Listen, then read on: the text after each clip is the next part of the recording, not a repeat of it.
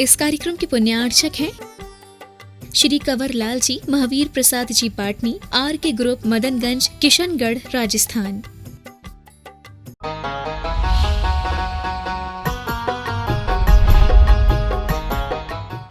समझ आ रहा है? लेकिन फिर हमने सोच लिया ये सब हमारे दिमाग में क्या चल रहा है, जो मैंने एक जी शिवाजी का, अब मैं उस दिन बिहार कर रहा था तो जितने भी लोग जैसे साधु चल रहे हैं, 40 साधु हैं, समझ आ रहा है, एक को पीछे छोड़ दिया तो दिमाग में क्या फीलिंग आती है, एक किला जीत लिया। समझ आ रहा है?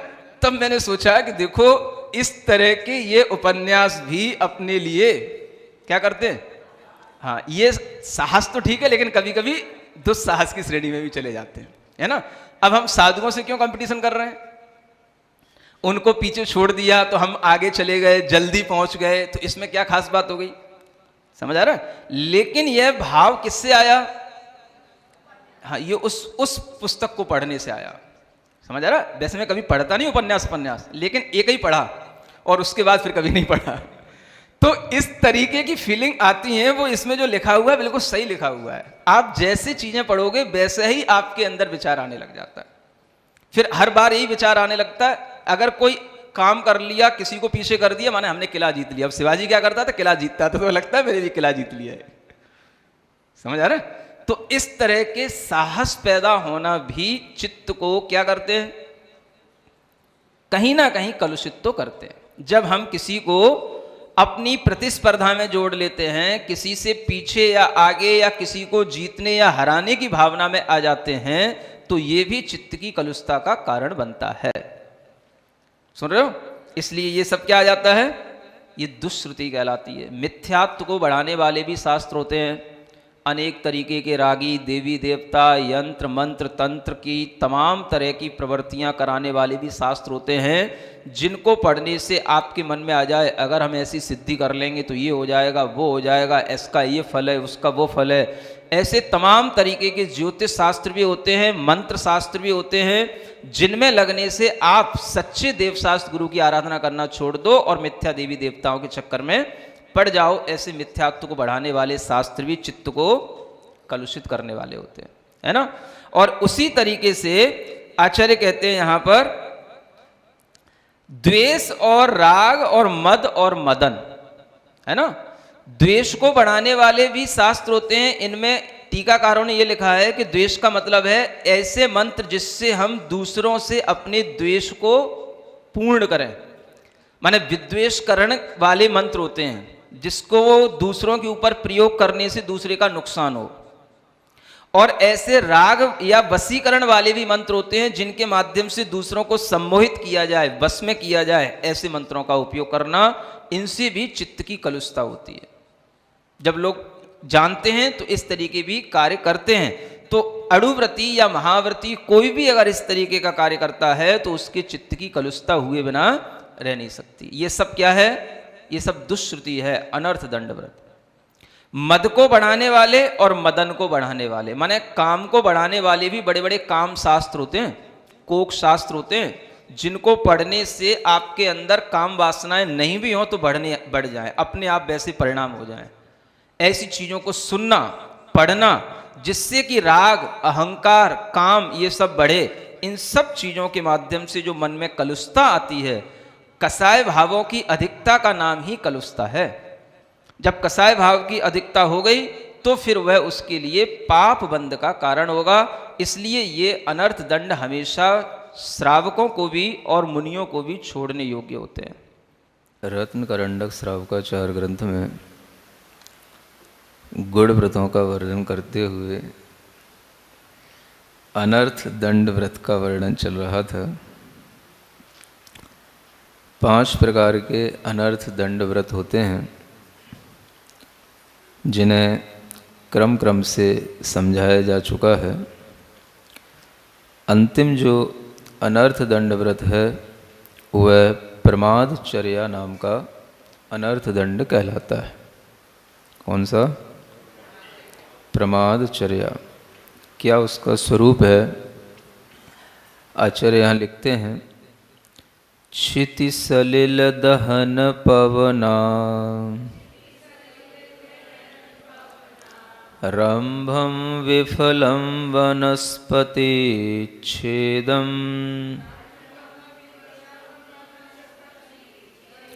शरणं सारणमपि च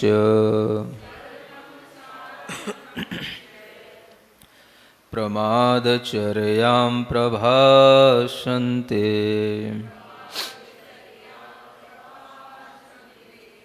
पढ़ें एक बार।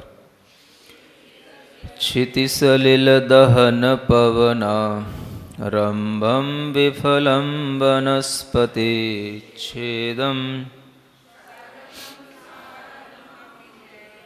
प्रमादचर्यां प्रभासन्ते। 80 नंबर का यह काव्य है जिसमें प्रमादचर्या के बारे में बताया जा रहा है। जब अड़ुव्रती का जीवन जीने लगता है जीव, तब उस अड़ुव्रतों के साथ में इन गुणव्रतों को भी पालन करने के लिए वह अपना मन बनाता है, और इन गुणव्रतों में जो अनर्थ दंड व्रत हैं इनको भी ध्यान में रखते हुए इनसे बचने की कोशिश पूर्णतया करता है। बिन जाने ते दोष गुणन को कैसे तजिए गहिए, ये कहा जाता है। जब तक आप गुण और दोषों को जानेंगे नहीं, तब तक आपको उनको ग्रहण करने और छोड़ने का परिणाम भी आएगा नहीं। गुणों को ग्रहण करना है तो दोषों को भी जानना होगा, और दोषों को जानने के लिए हमारे जो भीतर दोष हैं वो हमें पता नहीं पड़ते, लेकिन जब वो हमारी क्रियाओं में दिखने लग जाते हैं तो वह सामने आ जाते हैं कि ये भी दोष हुआ करते हैं। प्रमाद एक हमारा मन का स्वभाव सा बन जाता है, और मन के अंदर प्रमाद भाव के कारण से, आलस्य भाव के कारण से एक अलग तरीके का मोह पैदा हो जाता है, जिसके कारण से वह प्रमाद को भी अच्छा समझने लग जाता है। हमें अपने ही भावों से मोह होता है। प्रमाद भी हमारा एक भाव है और मोह भी हमारा ही एक भाव है। एक भाव दूसरे भाव को ओवरलैप भी करता है, एक भाव का प्रभाव भी दूसरे भाव के ऊपर पड़ता है, और जब प्रमाद भाव मोह के साथ जुड़ जाता है तो फिर प्रमाद को छोड़ना बहुत कठिन हो जाता है। हर किसी के अंदर ये प्रमाद भाव होता है। चर्या में प्रमाद दिखना, ये प्रमाद चर्या कहलाती है।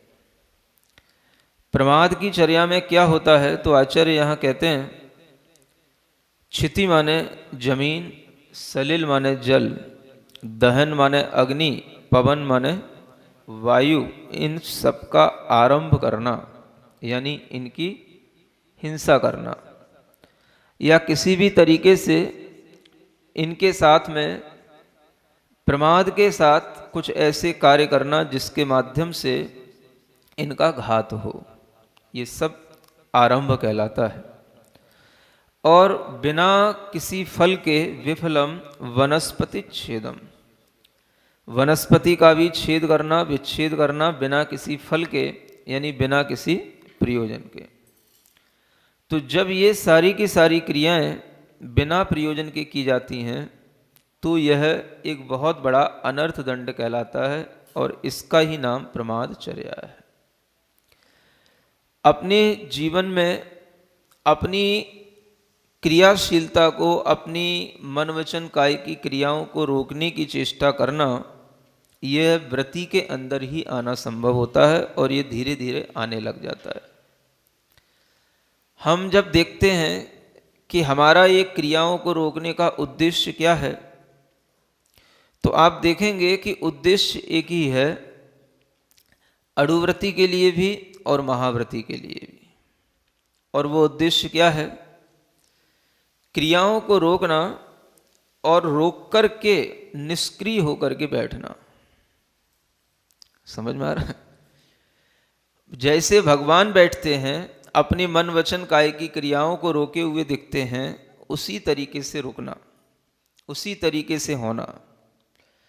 और इसकी आदत जब हमारे अंदर नहीं होती है तो संस्कार हमारे अंदर अनादिकाल के प्रमाद के मोह के पड़े रहते हैं। उन संस्कारों को रोकने के लिए ये तरह तरह के नियम कानून बनाए जाते हैं। इन नियम कानूनों की कोई बहुत आवश्यकता नहीं है। यदि आदमी भीतर से थोड़ा सा जागृत हो जाए और ये समझने लग जाए कि प्रमाद क्या होता है और निष्प्रमाद अवस्था क्या होती है, जीवों का घात क्या होता है और घात के बिना कैसे रहा जाता है, अगर ये एक बार में समझ जाए तो इतने सारा समझाने की कोई ज़रूरत ही ना पड़े। लेकिन एक बार में जैसे हिलाने से नींद नहीं खुलती, ऐसे ही एक चीज को एक बार में बताने से कुछ भी ज्ञान में जाता नहीं। प्रमाद इतना गहरा होता है कि उसे समझने के लिए, समझाने के लिए भी बहुत सारा आयाम करना पड़ता है, और आदमी को खुद अपना प्रमाद समझने में भी जिंदगी निकल जाती है। क्या सुन रहे हो? हाँ, आदमी को खुद अपना आलस्य समझने में कि मैं किस विषय में आलस्य कर रहा हूं, किस विषय में मैं प्रमाद कर रहा हूं, और वो प्रमाद में करके भी खुश क्यों हो रहा हूं, और वो प्रमाद हमारे लिए जरूरी है कि गैर जरूरी है, इस तरीके की बात को समझने में आदमी को जिंदगी निकल जाती है। समझ में आ रहा है? और कोई चीज नहीं है, दो ही चीजें हैं, एक प्रमाद और एक अप्रमाद। आप देखेंगे जब 14 गुणस्थान की बात होती है तो 6 गुणस्थानों तक प्रमाद कहा है, और ऊपर के 7वें आदि गुणस्थानों में जहां अप्रमाद होता है तो वहां पर फिर कुछ काम नहीं होता है। जहां से वास्तव में निष्प्रमाद अप्रमाद दशा शुरू होती है वहां पर कोई एक्टिविटी नहीं रह जाती, ना अच्छी ना बुरी।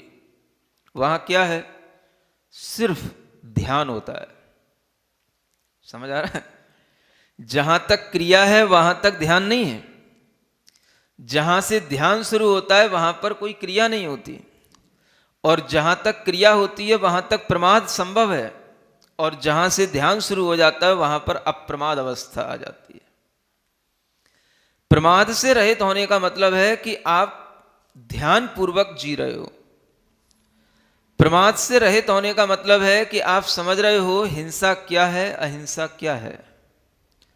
नियम दिलाने से आपके अंदर वह निष्प्रमाद अवस्था आ जाए जरूरी नहीं है, लेकिन अगर आपको ज्ञान होगा इस बात का कि ये प्रमाद क्या करता है और अप्रमाद अवस्था होने पर क्या होता है, तभी आपके लिए इस प्रमाद से बचने का सही भाव आएगा। ज्ञान होना चाहिए, और ये ज्ञान होने के लिए ये सब शिक्षा दी जाती है। ये शिक्षा तो हमें केवल बाहर से रोकती है। मान लो यहां पर कहा गया है पृथ्वी को बिना वजह खोदना नहीं, जल को बिना वजह ढोलना नहीं, हवा इत्यादि के साधनों को भी बिना वजह चलाना नहीं, वनस्पतियों को बिना वजह तोड़ा फाड़ी करना नहीं, किसी भी तरह की अग्नि आदि को भी जला करके छोड़ जाना या उस पर कोई ध्यान नहीं देना, इस तरीके की बिना वजह की क्रियाएं करना नहीं। अगर आदमी जागृत हो, उससे अगर हिंसा अहिंसा का ख्याल हो, तो ये बात तो उसकी अड़ु व्रतों में ही छूट जानी चाहिए, लेकिन नहीं छूटती। आचार्यों को भी पता है पंचम काल के जो जीव हैं ये जो है महाढीठ हैं। ढीठ समझते हो? हाँ, ये इस तरीके की दुष्प्रवृत्ति वाले जीव होते हैं। आचार्यों को पता है इस हुंडा अवसर्पणी काल में सारे के सारे जीव, समझ आ रहा है? हाँ, एक तो बहुत ढीठ होते हैं, वक्र बुद्धि के होते हैं, और जिनको जितना समझाया जाए उतना भी समझने में प्रमाद कर लेते हैं। उसमें भी कहीं ना कहीं कुतर्क करने लग जाते हैं, उसमें भी रास्ते निकाल लेते हैं कि ऐसा हम इसलिए नहीं कर रहे हैं क्योंकि हमारे साथ ऐसा हो रहा है।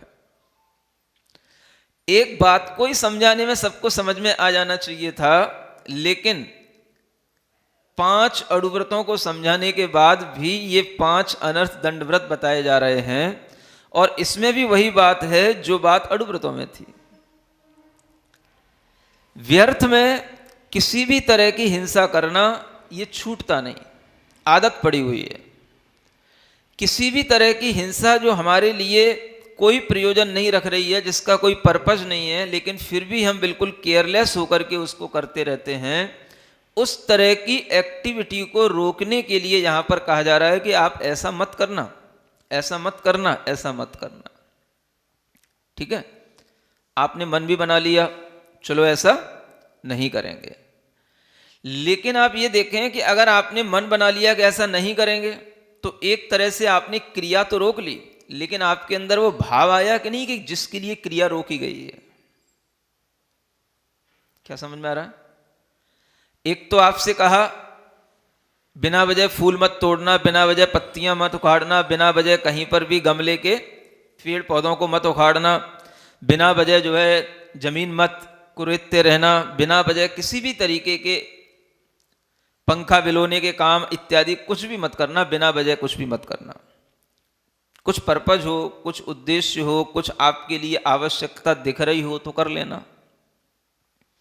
लेकिन ये प्रमाद ऐसी चीज है जो हमारे लिए अगर कभी रोकने के लिए इन क्रियाओं में कहा भी जाए तो हम क्रियाओं को तो रोक लेते हैं, लेकिन हमारे अंदर वो भाव नहीं आता कि क्रिया को हम क्यों रोक रहे हैं। समझ आ रहा है? ये भी एक भीतर का प्रमाद होता है। आपसे कहा जाए कि ये पंखा क्यों चल रहा है, तो आपने सोचा, महाराज ने कहा पंखा क्यों चल रहा है, माने महाराज ने कहा पंखा को नहीं चलना चाहिए, इसलिए आपने पंखा बंद कर दिया, क्योंकि महाराज को पंखा चलने से ऐतराज है, ऐसा आपको समझ में आया। आपको क्या समझ में आया? महाराज को पंखा चलने से ऐतराज है, इसलिए महाराज के सामने पंखा नहीं चलाना। इतना आपने समझ लिया, क्रिया तो रुक गई। जो पंखा चल रहा था व्यर्थ में, वो पंखा तो चलना बंद हो गया, लेकिन जो भाव भीतर आना चाहिए था वो भाव आया कि नहीं, ये बात समझने की है। सुन रहे हो ना? हम भाव की ओर ध्यान नहीं देते हैं। क्रियाएं तो हम रोक लेते हैं, क्रियाएं हम कर भी लेते हैं, लेकिन जिस भाव के साथ वो क्रिया रुकनी चाहिए थी वो भाव नहीं रुकता। कई बार तो इतना तक सुनने में आता है कि जैसे कभी कोई पंखा चल रहा होता है या कुछ होता है, एक श्रावक आकर के कहता है भैया यहाँ पंखा मत चलाना, है ना, महाराज के लिए पंखा नहीं चलता, तो पंखा रोक देता है। ठीक है ना? श्रावक को कोई फर्क नहीं पड़ता इससे। कोई महाराज आए, अरे वो महाराज के लिए तो चलता था, अच्छा इन महाराज के नहीं चलता, तो वो उसके दिमाग में क्या थिंकिंग आती है कि किसी के लिए चलता है, किसी के लिए नहीं चलता। समझ आ रहा है? जिनके लिए चलता है उनके लिए चलाना है, जिनके लिए नहीं चलता है उनके लिए नहीं चलाना है, बस बात खत्म। उनके लिए नहीं चलता था इसलिए नहीं चलाया जा रहा है। इससे ज्यादा श्रावक कुछ नहीं सोचता। समझ में आ रहा है? क्योंकि उसका ध्यान उधर है ही नहीं जहां होना चाहिए। अगर वह अड़ुव्रतों का भी सही ढंग से पालन कर रहा होता, थोड़ा सा वह गुण व्रतों का भी ध्यान रख करके इन अनर्थ दंड व्रतों से बचने की कोशिश कर रहा होता, तो भी उसके लिए यह ध्यान में आता कि ऐसा क्यों किया जाता है। बात इसकी नहीं है कि चल रहा है कि नहीं चल रहा है, बात यह है कि क्यों चल रहा है और क्यों नहीं चल रहा है। समझ आ रहा है? ये क्यों जब तक ध्यान में नहीं आता तब तक जो है वह धर्म जो है अपने आप को अपने से नहीं जोड़ता, है ना। धर्म के पीछे जो छिपी हुई साइंस है वो साइंस हमारे पकड़ में नहीं आती, और धर्म केवल एक बाहरी क्रिया का रूप धारण करके रह जाता है। इसलिए वो धर्म एक ढकोसला कहने लग जाता है, भीतर का भाव उसके साथ जुड़ नहीं पाता। अगर श्रावक के अंदर ही ये भाव आने लग जाए कि ये क्यों चलता है और क्यों नहीं चलता है, श्रावक कितने में संतुष्ट हो जाता है? एक महाराज के लिए चलता है, एक के लिए नहीं चलता है। जो चलाते, जिनके लिए चलता है उनके लिए चलाओ, जिनके लिए नहीं चलता उनके लिए नहीं चलाओ। हमें क्या करना है? नहीं समझ आ रहा? इससे ज्यादा तो श्रावक को सोचता ही नहीं। लेकिन अगर श्रावक अड़ुव्रती होगा, अनर्थ दंड व्रत का त्याग करने वाला होगा, अगर वो अपने लिए भी इस तरीके से भावना रखे हुए होगा कि बिना वजह हमें कोई भी आरंभ नहीं करना, और उस आरंभ को जब हम अड़ुव्रती होकर के बिना वजह नहीं करते हैं तो कोई दूसरे के लिए भी बिना वजह क्यों किया जा रहा है, या अगर वजह है तो वो वजह भी उनके लिए व्रतों के अनुरूप है या नहीं है, इसलिए नहीं किया जा रहा है, या केवल इसलिए कि ये परंपरा है, जिनके लिए होता है उनके लिए होता है, जिनके लिए नहीं होता उनके लिए नहीं होता। समझ आ रहा है?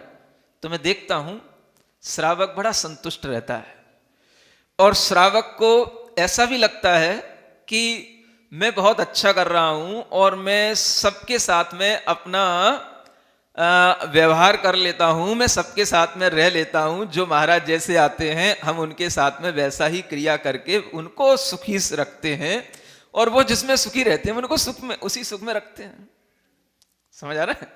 श्रावक के लिए बस इतना ही ज्ञान रहता है, और वो श्रावक अगर वास्तव में अड़ुव्रतों का पालन करने वाला हो और इस तरह से सोचने वाला हो तो सोचेगा कि देखो, जब हम अनर्थ दंड व्रत का त्याग करके इस तरह से बिना प्रयोजन के भी जब हम इस तरह से नहीं करते हैं तो महाव्रती के लिए ये क्यों नहीं किया जाता, तो उसको उसका कारण समझ में आएगा। समझ में आ रहा है? किसी भी चीज का जब तक हम कारण नहीं समझते तब तक इन सब क्रियाओं का फिर कोई महत्व नहीं रहता। अब आप कहोगे महाराज यहां कारण तो बताया ही नहीं गया, आप अपनी तरफ से बता रहे हो। यहां तो कुछ लिखा ही नहीं, यहां तो क्या लिखा है, बस ऐसा बिना प्रयोजन के, विदाउट पर्पस कुछ करना नहीं है, केयरलेस होकर के, है ना। तो जब हमारे लिए कुछ और कारण नहीं बताया गया तो हम कारण कहां से लाएं? अब आचार्य आपको हर एक क्रिया के साथ कारण कारण कारण लिखते रहेंगे। जब ये सम्यक चारित्र का चैप्टर शुरू हुआ था तब सबसे पहले ही एक कारण दे दिया था। क्या कारण दिया था पता है किसी को? हाँ, अब पलटो पीछे के पन्ने। जहां से ये अड़ुव्रतों का वर्णन, ये चारित्र का वर्णन शुरू हुआ था, वहां से सबसे पहले ही श्लोक से पहले भी श्लोक में बताया और दूसरे भी श्लोक में बताया। क्या बताया? हाँ, राग द्वेष निवृत्ते चरणम प्रतिपद्यते साधु। राग द्वेष की कमी करना है, राग द्वेष से निवृत्ति करना है। ये प्रवृत्तियां क्यों रोकी जाती हैं, ये उद्देश्य भी तो ध्यान में रखो। बार बार क्या कहा जाएगा? हम तो इतने ढीठ हैं या इतने वक्र बुद्धि वाले हैं कि जितना कहा गया है उतना ही सामने रखते हैं, और जो पिछला कहा गया है वो भूल जाते हैं, जो उद्देश्य है वो भी भूल जाते हैं, बस क्रिया सामने रह जाती है। क्या समझ आ रहा है? ऐसा नहीं लगता? सभी हैं ढीठ में, तो फिर सभी ढीठ हो जाते हैं। पंचम काल में तो सभी हैं, आप चिंता क्यों कर रहे हो? हम भी उसी में हैं। लेकिन ध्यान रखना पड़ता है कि ये उद्देश्य क्या, तो उद्देश्य सबसे पहले बताया गया है। समझ आ रहा है? जहां से चारित्र अधिकार शुरू हुआ वहीं से उद्देश्य शुरू कर दिया था, राग द्वेष की निवृत्ति के लिए ये करना है। तो अगर आप इस तरीके की क्रियाएं कर रहे हैं तो या तो आपको राग हो रहा है या द्वेष हो रहा है। समझ आ रहा है? जीवों के प्रति आपको द्वेष होगा तो आप उन्हें बिना वजह मारेंगे, बिना वजह उन्हें परेशान करेंगे। जो कोई भी वनस्पति इत्यादि है या हवा इत्यादि है उसको बिना वजह भी चला करके आप खुश होंगे। और कई बार राग होता है तो राग के कारण से हम थोड़ा सा भी अगर अपने अंदर संयम नहीं रख पाते हैं तो छोटी सी भी प्रयोजन से कोई चीज सिद्ध होती है तो उसके लिए बहुत बड़ा प्रयोजन हम अपने सामने ले आते हैं। सुन रहे हो? जब गर्मी होती है, अब तो थोड़ी कम हो गई है ना, जब बाहर से आते हो हांफते हुए, गर्मी में चलते हुए, और आकर के गर्मी में एकदम से अगर आप घर में आकर के बैठते हो तो आपकी आदत में इतना ज्यादा पड़ चुका होता है कि पहले तो गर्मी पहले भी पड़ती थी लेकिन इस तरह से आदमी के अंदर आकुलता नहीं दिखती थी जितनी आज दिखती है। कैसी आकुलता? अगर मान लो एक पंखा चल रहा है जिसमें 3 पंखुड़ियां लगी हैं, सुन रहे हो, और एक पंखे के नीचे अगर एक आदमी भी बैठा है तो उसको चैन नहीं पड़ता है। आदमी क्या देखता है कि कितने आदमी बैठे हैं एक पंखे के नीचे। अब आदमी कैसा गणित लगाता है, अगर 10 लोग बैठे हैं और एक पंखा चल रहा है तो उसे गर्मी इसी बात से लगने लग जाती है कि 10 लोगों के लिए एक पंखा, बिना वजह उसको गर्मी इसी बात से लगने लग जाती है। समझ आ रहा है? आदमी की ये मानसिकता बन गई है कि जैसे ही उसको गर्मी लगे उसके लिए हवा का प्रेशर इतना होना चाहिए। बड़े बड़े कूलर यहां लगे थे ना, समझ आ रहा है, ये टेंट वाले कूलर, क्या उनमें से हवा आती है, खड़े उनके सामने से ही निकल जाओ तो ऐसा लगता है तूफान क्रॉस करके निकल रहे हो, और तूफान ही है वो। इतनी हवा भी आदमी के लिए कम पड़ती है जब क्या आकुलता होती है। आकुलता किस बात से होती है, हमारे अंदर राग की तीव्रता होती है तो आकुलता ज्यादा होती है। राग की तीव्रता किससे, अब देखो सब गणित है एक, राग किससे, अपने शरीर से। इतना तीव्र राग कि हम थोड़ी देर के लिए अगर एक पंखे के नीचे भी शांति से बैठ जाएंगे तो भी 5 मिनट में आपका पसीना सूख सकता है, सूख जाएगा। समझ आ रहा है, शांति से बैठेंगे तो। लेकिन तीव्र राग रहता है तो ये भी पंखा चलाओ, वो भी एसी चलाओ, ये भी कूलर चलाओ, सब चलाओ, और सब चला करके वो एक बैठेगा। आदमी के लिए इतनी कहना चाहिए प्रमादचर्या है कि उसने अपने सामने इतनी ज्यादा सुविधाएं बना रखी हैं कि उसने अपने घर में, अब देखो इस एक छोटा सा ये हॉल है, समझ आ रहा है ना, आप देखो जितने भी ये बीच में ब्लॉक बने होते हैं, हर एक ब्लॉक में एक एक दो दो पंखे लगे हुए हैं। समझ आ रहा है ना, मतलब ये है कि वो तो पंखुड़ियों से पंखुड़ियां ना टकरा जाए इसलिए थोड़ी डिस्टेंस रखनी पड़ती है, ऐसा लगता है, नहीं तो बिल्कुल वो जैसे बल्बों की लाइन लगा देते हैं वैसी पंखों की लाइन लगा देते हैं।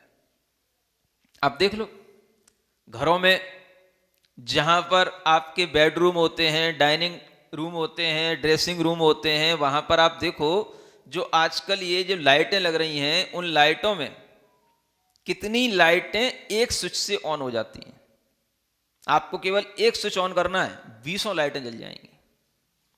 समझ आ रहा है, जरूरत कितने की है, किसी की जरूरत नहीं है, और है तो सिर्फ एक की जरूरत है, लेकिन हमने सुविधाएं कितनी कर रखी हैं, हमें 20 बार भी स्विच ना ऑन करना पड़े, इसलिए एक ही स्विच में हमने 20 के कनेक्शन फिट करा रखा है। एकदम से बस मैं आऊं तो जगमगा जाना चाहिए, बस कमरे में घुसते ही बिल्कुल कूल कूल होना चाहिए। ये सब क्या है, आप सोचोगे महाराज हमारा धन है, हमारा पैसा है, हमारी सुविधाएं, हमारे ऐसो आराम में आपको क्या तकलीफ हो रही है? तकलीफ कुछ नहीं हो रही है। आपको यह बता रहा हूं कि आप बिना वजह अपने को भी तकलीफ दे रहे हैं और बिना वजह दूसरों को भी तकलीफ दे रहे हैं, यह बता रहा हूं। समझ आ रहा है? अगर आप अड़ुव्रती हो रहे हैं, आपके अंदर थोड़ा अहिंसा का विज्ञान आ रहा है और आप थोड़ा सा ये समझने लगे हो कि कितनी चीजों की उपयोगिता है और कितनी चीजों की अनुपयोगिता है, तो ये सब चीजें में भी आपको हिंसा दिखाई देनी चाहिए। इन सब चीजों में भी आपको अनुपयोगिता होने के कारण से पाप बंध का भय होना चाहिए। वो नहीं होता, पाप बंध का भय नहीं होता, न अपने लिए होता न दूसरे के लिए होता। जब अपने लिए नहीं है तो दूसरे के लिए कैसे होगा? जिस श्रावक को अपने लिए पाप का बंध नहीं होता तो वो दूसरे के लिए भी कोई डरता नहीं, इसीलिए तो उसकी मानसिकता बन जाती है, आपके लिए चलता है उनके लिए नहीं चलता, जिनके लिए चलता है उसके लिए चलाता है, जिसके लिए नहीं चलता उसके लिए नहीं चलाता, बस इससे ज्यादा वो कुछ सोचता नहीं। अगर श्रावक के अंदर इतना सा विवेक आए, कितनी जरूरत है, उस जरूरत के मुताबिक हम कितना कर रहे हैं। अड़ुव्रती भी अगर अपनी जरूरत के मुताबिक अपने लिए उपयोग में ले रहा है तो उसके दिमाग में अपने आप ये बात आएगी कि महाव्रती के लिए वो जरूरत कितनी है और उसको वह कितना क्या दे रहा है, कितने के लिए उसकी जरूरत है और कितने में उसके व्रतों का पालन होता है और नहीं होता है। ये सब उसके दिमाग में आ जाता है अगर वह खुद में व्रती हो तो। समझ आ रहा है? इसलिए कहा जा रहा है प्रमाद से मोह उत्पन्न होता है और उस मोह को हम सही सिद्ध करने के लिए अनेक तरह के फिर तर्क लाते हैं सामने। आज का समय है, पंचम काल है, हीन सहनन है, ऐसा होता नहीं, इस तरह का तप त्याग करना तो बहुत बड़े बड़े उत्तर गुणों में आता है, अपने लिए तो जो जैसे श्रावक जी रहा है वैसे ही हमको जीना है, या जो श्रावक हमें करा देता है हम वैसा कर लेते हैं। तरह तरह के कुतर्क भी जो आते हैं, ये सब किस लिए आते हैं? अपने भीतर प्रमाद है, प्रमाद से हमें राग मोह अपने शरीर से पैदा होता है, और उस राग मोह की पूर्ति करने के लिए हमें फिर ये सब कुतर्क लगा करके सामने रखना होता है। और इन कुतर्कों में जो भोला भाला श्रावक होता है उसे लेना देना क्या होता है? और व्रती श्रावक होते ही कितने से हैं, समझ आ रहा है? और जो व्रती हो गए उनने अगर अपने कहीं व्रतों की कोई बात कही या दिखाई तो वे उसके दुश्मन और हो जाते हैं जो 50 सामने खड़े हैं। जो सामान्य श्रावक 50 हैं, 50-100 में एक कहीं कोई व्रती होगा, और अगर कोई व्रती कुछ अपना अलग से कुछ कर रहा है तो वह उन सबका भी एक एंटी बन जाता है। आज व्रतियों के सामने एक समस्या ये आ गई है, समझ आ रहा? सामान्य श्रावक ये नहीं समझता कि ये अपने व्रत के हिसाब से कर रहे हैं, ये अपने व्रत के हिसाब से बता रहे हैं, हमारे पास व्रत नहीं है, हमें ज्ञान नहीं है, इसलिए हम ऐसा कर रहे हैं। ये उसकी नॉलेज में नहीं आता, वो उसको अपना विरोधी समझने लग जाता है। या कोई व्रती होगा, वो जैसा कुछ करने को मना करेगा और उसे करना होगा तो वो कहेगा ये मेरा विरोध कर रहे हैं। तो व्रती आजकल असंयमियों के लिए क्या हो जाते हैं, बहुत कुछ, सुन रहे हो, एक विरोधी जैसा उनके अंदर एक एटीट्यूड आ जाता है। ऐसा एटीट्यूड अगर आता है तो उसमें भी हमारा ही प्रमाद है, हमारा ही अज्ञान है, और उसमें हमारे अंदर जो अपना मोह जिसे हम छिपाने की कोशिश कर रहे हैं, उसी के कारण से हम उस प्रमाद को छोड़ नहीं पा रहे हैं, और ये समझ नहीं पा रहे कि ये भी हमारे लिए पाप बंध का कारण है। आप सोचें, जब आपको गर्मी लगती है, पहले जब पंखे नहीं होते थे तब आदमी कितनी हवा से संतुष्ट होता था, सुन रहे हो? कभी आपने देखा पुराने घरों में? या तो आदमी के पास में एक बीजना होता था, बीजना समझते ना? हाँ, आज भी अष्टमंगल द्रव्य में बीजना रखा जाता है? शायद इसी याद के लिए आपको बीजना याद रहे। या तो एक इतना सा बीजना होता था, समझ आ रहा है? कोई बहुत बड़ा राजा महाराजा होगा तो भी क्या होता था, उसके आगे पीछे जो है एक क्या बोलते हैं उसको, कोई भी ऐसी चीज जो है जो रस्सी से बंधी हुई हो और उसको बस जो है वो खींचता रहे, हिलाता रहे, हल्का हल्का सा हवा उससे आता रहता है, समझ आ रहा है? और उतने में आदमी संतुष्ट हो जाता था। किसी को ऐसी आफत नहीं पड़ती थी, आकुलता नहीं पड़ती थी कि इन तूफानों के सामने खड़े हो जाओ, गिर पड़ो, मुंह बाके बिल्कुल एसी में पड़े रहो। इतनी आकुलता नहीं पड़ती थी। पहले भी गर्मी पड़ती थी, ऐसा नहीं है कि अब गर्मी ज्यादा पड़ने लगी है। ये सब तो व्यर्थ की बातें हैं। हर साल गर्मी उतनी पड़ती है और हर साल रिकॉर्ड टूटते हैं, समझ आ रहा है ना? ये सब जितनी भी बातें हैं, ये सब जो है केवल आपकी मानसिकता को बनाने वाली बातें हैं। हर साल इतनी गर्मी पड़ती है कि पिछले 20 सालों के रिकॉर्ड टूटते हैं, और हर साल पड़ती है वो, समझ आ रहा है? हर साल उतनी ठंडी पड़ती है। ये सब बातें सुन सुन करके अब आपके दिमाग में बैठना चाहिए कि गर्मी ना तो बढ़ रही है ना ठंडी बढ़ रही है। पहले भी गर्मी इतनी रहती थी, ठंडी इतनी रहती थी, लेकिन आदमी के अंदर इतना राग द्वेष नहीं होता था। आप कहोगे पहले इतने अच्छे साधन नहीं थे, समझ आ रहा है? साधन नहीं थे तो भी आदमी परेशान तो नहीं था, आकुलित तो नहीं था, दुखी तो नहीं था, आदमी उतने में संतुष्ट रहता था। आज आपके पास में बहुत सारे साधन हैं तो उतने ही साधनों में आपकी आकुलता कितनी बढ़ी है ये तो देखो। अब एक पंखा अगर कहीं एक कमरे में चल रहा हो तो समझना बहुत, कहना चाहिए, गरीब किस्म का आदमी होएगा ऐसा करने वाला। तो है? एक कमरे में अगर एक पंखा चल रहा होगा, एक कमरे में अगर एक लाइट जल रही हो, कैसा कमरा है, समझ आ रहा है? जब तक कि वो पूरा, कौन सी वो, तब नहीं, ये प्लास्टर सीमेंट वाला जो पीओपी, हाँ प्लास्टर, समझ आ रहा है ना। ये जो पीओपी से डिजाइन बन करके और अंडरग्राउंड लाइट की फिटिंग हो करके जब उसके अंदर से ये लाइटें जब एक साथ जलती हैं तो कितनी लाइटों का हम उसमें उपयोग कर रहे हैं और कितनी लाइटें उसमें उपयोगी हैं, ये हमारे ज्ञान में आता नहीं है। सुन रहे हो? जहां हम एक बल्ब से काम चला सकते थे, एक पंखे से काम चला सकते थे, हमने अपने घरों में कितना सारा ये सब कर रखा है। तो पहले का आदमी थोड़े में काम चलाता था, संतुष्ट रहता था, राग कम होता था, प्रमाद कम होता था, इसलिए आदमी को पाप का बंध कम होता था। अब पाप के बंध की चिंता किसे है? समझ आ रहा है? पैसा है तो शायद इसीलिए है। स्टैंडर्ड बनाने में भी हमारे लिए कितना पाप का बंध हो जाता है, और अगर मान लो हो भी गया तो आपके लिए उस चीज का उपयोग करना या नहीं करना ये तो आपके ऊपर है। मान लो आपने घर में 4 पंखे लगवा रखे, एसी लगवा रखे, 2 कूलर लगवा रखे, सब लगवा रखा है ना, 20 लाइटिंग लगवा रखी, लेकिन अगर आप व्रती बनोगे या आप हिंसा अहिंसा का ख्याल रखोगे तो आपके दिमाग में इतना तो आएगा कि हमें कितना उपयोग करना है। स्टैंडर्ड के लिए हमने बना रखा है, चलो ठीक है बना लो, ताकि कोई ये ना कहे कि भाई ये आदिम काल के जमाने के लोग हैं, आदिवासी लोग हैं, है ना। चलो कोई बात नहीं, आपने बना लिया, लेकिन आप उसका उपयोग तो सीमित कर सकते हो। अगर उपयोग सीमित करना सीख गए तो भी ये बात सिद्ध हो जाएगी कि आपको प्रमादचर्या से बचना आता है। समझ आ रहा है?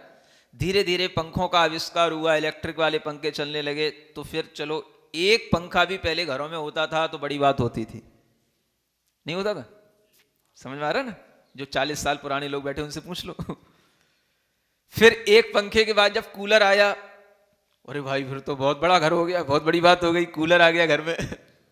समझ आ रहा है? तो सब उस कूलर के सामने बैठने लगे। फिर कूलर में भी एक कूलर से काम नहीं चलता तो कई कूलर लगने लगे।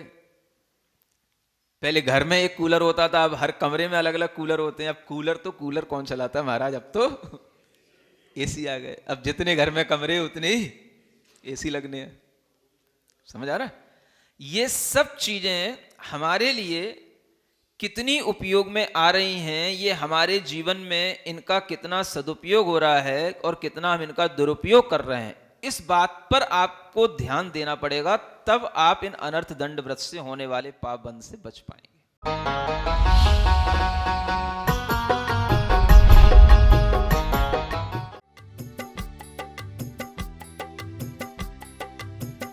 इस कार्यक्रम के पुण्यार्चक थे श्री कंवर लाल जी, महावीर प्रसाद जी पाटनी, आर के ग्रुप, मदनगंज, किशनगढ़, राजस्थान।